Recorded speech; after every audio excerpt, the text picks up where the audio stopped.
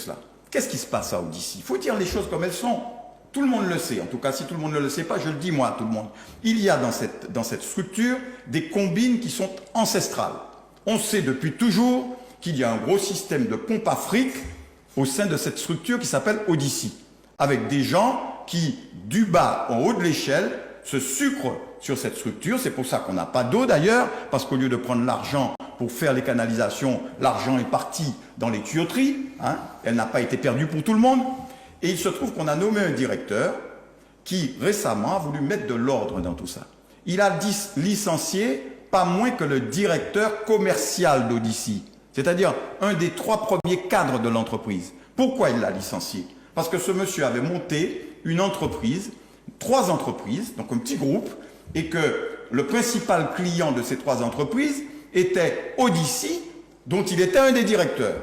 Vous risquez un procès en diffamation. Je veux le procès en diffamation. Écoutez, peu m'importe le procès en diffamation.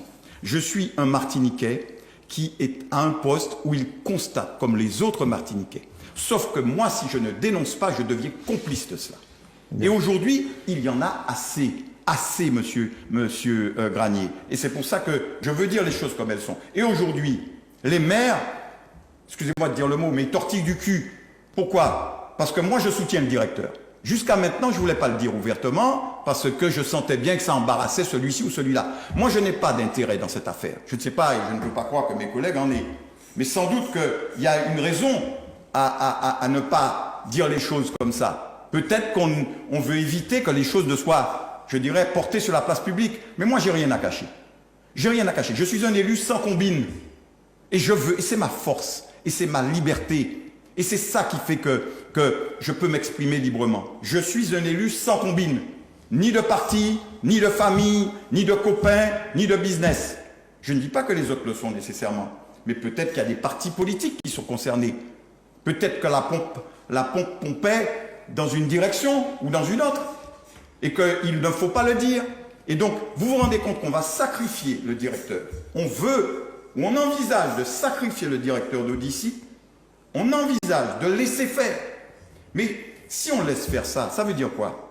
Ça veut dire qu'il y a des gens qui sont en grève parce qu'ils protestent, parce qu'on a licencié et sanctionné des gens qui détournaient de l'argent public au sein d'une entreprise qui est alimentée financièrement par les Martiniquais qui paient l'eau. Et au lieu de réparer les canalisations, l'argent s'évapore. Et il y a des gens qu'on a saisis sur le fait. Il y a une enquête en cours.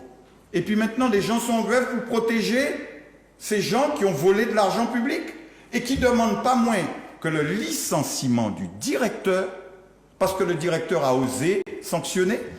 Si nous acceptons ça, nous les politiques, parce que qu'est-ce qu'on nous demande maintenant?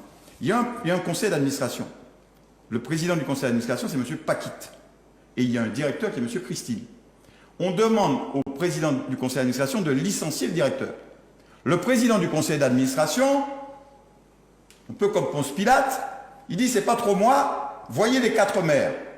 Parce que la structure au-dessus, c'est la Casselle.